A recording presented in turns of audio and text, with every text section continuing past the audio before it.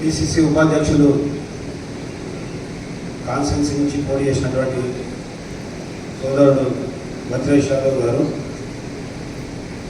ఈనాటి కార్యక్రమానికి ముఖ్య అతిథి మన పార్లమెంట్ సభ్యురాలు సోదరిమణి సునీతా మహేందర్ రెడ్డి గారు, మాజీ శాసనసభ్యులు గౌరవనీయులు అన్న సుధీరెడ్డి అన్న గారు, సోదరుడు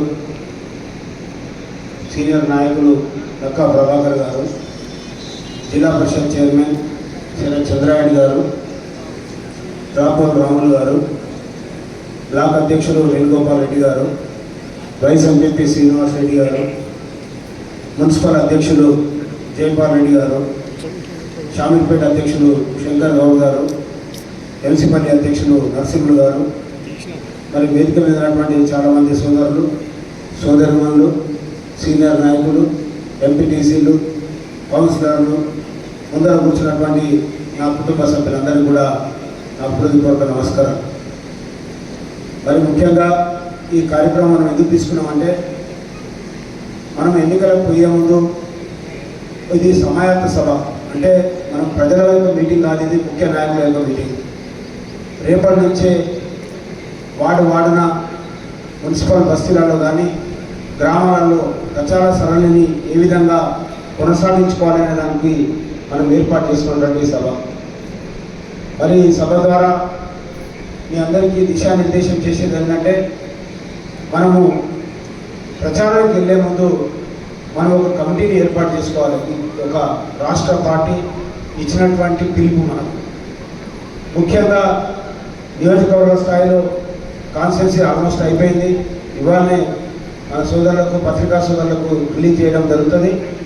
మీరు ఈరోజే మండల కమిటీ, అంటే ఎన్నికల కమిటీ మాత్రమే, ఇంతకుముందే సుధీరెడ్డి గారు చెప్పినట్టు ఎన్నికల వరకే ఉంటుంది. ఆ కమిటీని ఒక 9 మందితో, అందులో మైనార్టీలు, మహిళలు, మరి అదేవిధంగా ఎస్సీ, ఎస్టీ, బీసీ అందరినీ కలవతగా అందరినీ తీసుకొని సీనియర్ నాయకులని, అంటే ఆ వ్యక్తి ఉండేటువంటి మండలంలో తిరగడానికి వచ్చినటువంటి వ్యక్తిని, ప్రతి గ్రామంలో గుర్తుపట్టేటువంటి వ్యక్తులను ఈ కమిటీలో, మండల కమిటీలో వేసుకొని ఆ కమిటీ ఉంటుంది. మళ్ళీ ఎన్నికల కమిటీ కూడా అందరినీ సమన్వయం చేసుకొని, కొత్త వాళ్ళు చేరుకుని ఉండొచ్చు, వాళ్ళని కూడా సమన్వయం చేసుకొని పోవాల్సిన అవసరం ఉంది. అదేవిధంగా గ్రామంలో కూడా గ్రామ కమిటీ, మరి మీరు 5 మందితో వేసుకుంటారా లేకపోతే ఇంకా 9 మందితో వేసుకుంటారా చూసుకుంటే ఆల్రెడీ అయిందని కూడా భద్రేష్ యాదవ్ గారు వచ్చినాయని చెప్తారు. కొంతమందికి ఎవరైనా యాడ్ ఉంటే యాడ్ చేసి వాళ్ళు ఫ్రెష్ కూడా ఈ రోజే కూర్చొని, మేము ఇప్పుడు వెళ్ళిపోయిన తర్వాత మీరు మీటింగ్ చేసిన తర్వాత మీరు వెళ్ళిపోవద్దు, ఈ కమిటీని కంప్లీట్ చేసుకొని ఇచ్చే వెళ్ళండి. అది ఫైనల్గా భద్రేష్ యాదవ్ గారు పంపిస్తే, మండల పార్టీ అధ్యక్షుడు బాధ్యత ఏంటంటే, మున్సిపల్ అధ్యక్షుడు బాధ్యత అంటే భద్రేష్ యాదవ్ గారు పంపిస్తే, భద్రేష్ యాదవ్ గారు చూసి అవి కరెక్ట్ ఉంటే మళ్ళీ నాకు పంపించడం జరుగుతుంది. నేను దాన్ని పిసిసికి సమర్పించాల్సిన అవసరం ఉంది. అదన్నీ కూడా డ్రాఫ్ట్ చేసి రేపు పంపించడం జరుగుతుంది. మనకు ఇప్పటికే ఆలోచన అయిపోయింది, దాని మీద ప్రెషర్ కూడా ఉంది, తొందరగా కమిటీలు వేయాలని. తర్వాత మనం బూత్ కమిటీలు వేసుకుందాం. మళ్ళీ బూత్ కమిటీలు కూడా మేడ్చల్ కాన్స్టిట్యున్సీలో ఆల్రెడీ వేసినవి ఉన్నాయి. మళ్ళీ కొంచెం రివైవ్ చేసుకొని ఎవరైతే పని చేసిరో, ఎవరైతే పని చేయలేదో బూత్లలో మళ్ళీ కొత్తగా చేరినటువంటి వాళ్ళని కూడా యాడ్ చేసుకొని అందరం కూడా కలిసిపోవాల్సిన అవసరం ఉంది.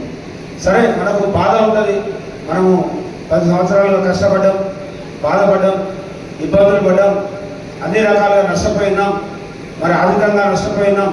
ప్రతి కాంగ్రెస్ కార్యకర్తను కడుపులోకి పెట్టి చూసుకునేటువంటి బాధ్యత వేదిక మీద ఉన్నటువంటి అందరం కూడా తీసుకుంటాం. మీకు ఎలాంటి బాధ అవసరం లేదు. ఎవరైతే కష్టపడి పనిచేసారో తప్పకుండా